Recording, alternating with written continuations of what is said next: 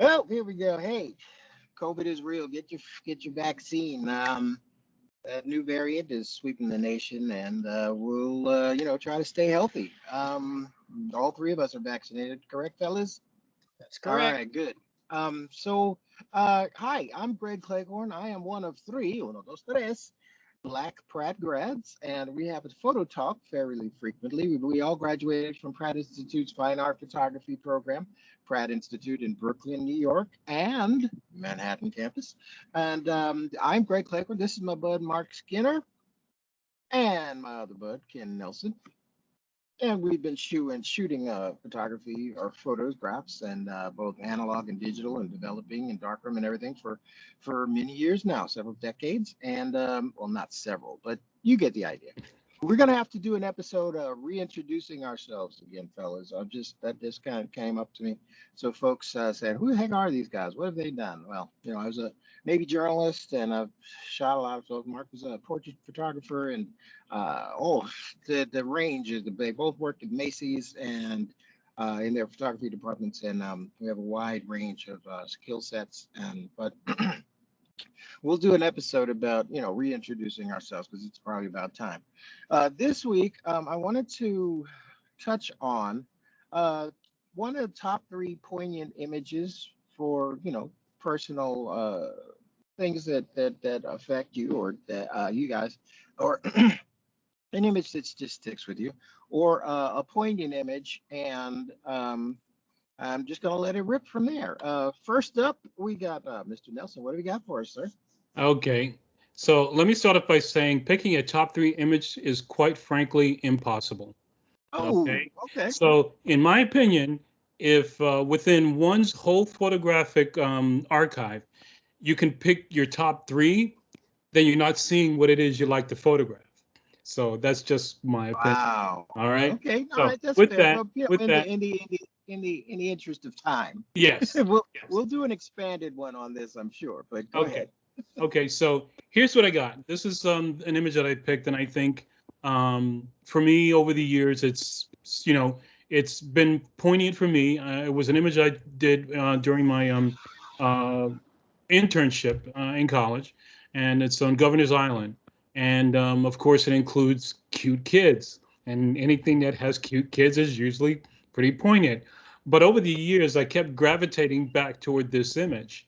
It's a series of images, and again, this only takes place during an hour of lunch on Governor's Island, and so I had the run of the lunchroom, and the kids were about to line up and go out, and lo and behold, this classic vision set itself up, and the reactions from the kids are just spot on amazing and spot on ridiculously cute. And there's no way that I can avoid ever seeing this as one of my favorite images of all time. Just to give you an idea, this image was taken in 1987. So therefore, these young kids are now grown women, quite grown women. So, And men. yeah, It so looks like a young uh, man. Perfect. it's one of my faves. So that's Yeah, just rightly so. that one. It's really a good image. It really shows a real sensitivity to the subject, and you've blended in very well. They're completely oblivious to you taking photographs. And even the one that's in the blue jeans that's sort of staring at you, Uh-huh. they're not aware, and I think that's probably something that has to do with when it was taken, as opposed to now when everyone's very photo aware. Yeah. Yep. Yeah. So It's like a slice out of peanuts. I love the blackboard, the whole the line of kids. They're ready to go to lunch or whatever they're doing. But yeah, Yeah, they're so that yeah. The piece de resistance is that up above in that these black squares is the lineup for the teacher's name appears in there. So that's really cool too. That's really So nice. sweet. It's a nice image, Ken. It's really nice. It's very, very nice. yeah, Okay, I agree. Good. cool. Okay, well done. I mean, I understand that it's difficult to do two top three of all time, but it is poignant. It does take me back for sure. The sense of innocence and the blackboard, and I get Yeah, chills already. Somebody scraping their nails across the board. yeah. I'm so glad for computer monitors and Zoom. Okay, all right. So All right, so you're good with that, Ken? I'm good with that. All right, anything, Mr. Skinner? No, I said what I had to say. It's a really great photo. I All right, like it. moving right along. Okay, I'm gonna take the next spot now. The Mhm. the shot that I have, being out here on the West Coast, and then okay, if you're wondering why I'm doing this from in the car, because I'm traveling. Just got back from Portland, Oregon slash Washington State, and man, are my arms tired. I am. Um, I knew you were going I to say that. You knew I was going to say that. I've got this thing, Bad Joke Friday, man. I've been having such a good time with bad jokes. You would have no idea. Um, you know why Adele crossed the street, right? Hey, You know, anybody? go ahead. Anybody? You know No. why Adele? Do you know why? Like the chickens cross the road. Why did Adele cross the street? No, To say hello from the other side. right. That's so bad. It's really Yeah. terrible. It's okay. That's why it's a bad joke. Anyway, all right. So my picture, I went south of the border, Mhm. and in Tijuana, of course, there's a red light district because I am a fan of Mr. Cartier-Bresson, and came up with this image. These folks. There's a section where I'm surprised that I was able to get just one of the ladies of the evening, but they're usually lined up, 40 and 50 on each side of the road, and there's hourly hotel, motel, Holiday Inns, and but this one I felt was really kind of pointing in the fact that it's a Catholic, devoutly Catholic country, but prostitution is legal, so try to figure that one out. So Um, where but is this? Where is this as you took this photo? that's Tijuana, just off of Avenue de Revolucion in their red light district, and I kind of got it was well, I mean, because there's with all the there's a lot of trafficking going on, women snatched from their hometowns and forced into this profession, and it was just kind of poignant. The light was really, really, really interesting at the time of day, and I saw, we all have not different sides to our personality, and I just saw that the shadow, being a shadow of herself, she was oblivious to me, and then the woman with the mannequin, I mean the mannequin to the right, Mhm. with wearing almost the same outfit, it was just another decoration, I mean, I think so what you're illustrating here is that the person, the shadow, and the mannequin to some extent are interchangeable. basically, yeah, yeah, and that dark space between them, it just kind of struck me, and I was able to get it and not be chased. They're really, really sensitive about cameras, so you got to be quick or have some type. I wish I had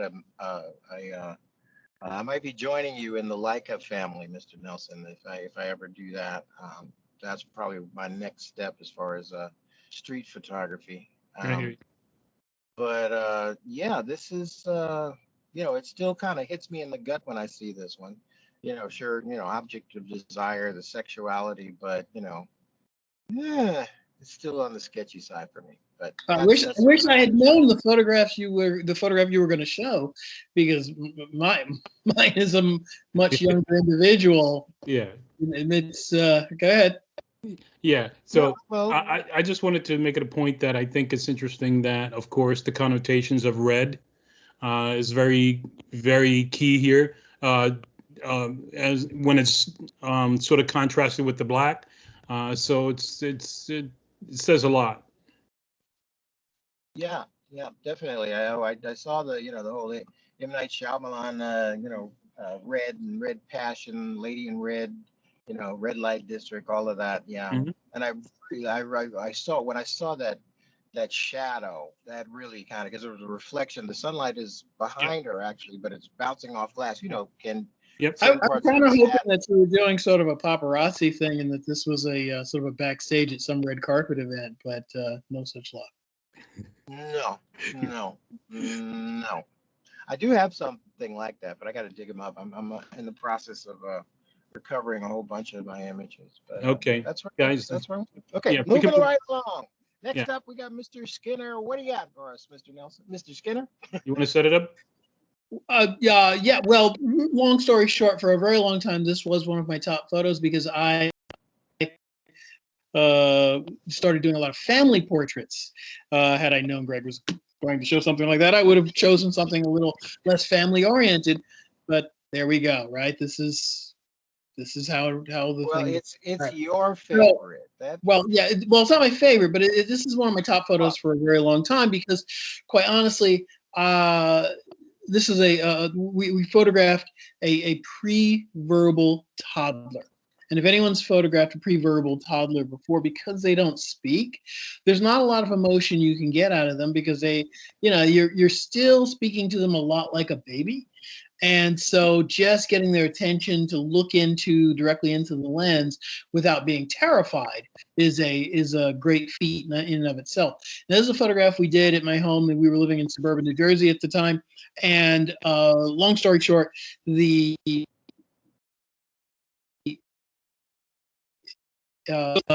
dropped a background, and we took a little styrofoam. What do they call those things? Snowflakes the uh, from the dollar store, and that's another ornament that the child is holding. And what was really nice was that the mom was there, and the mom was kind of being a baby wrangler. And this really kind of launched it was about 10 years ago. So it launched my family portrait business.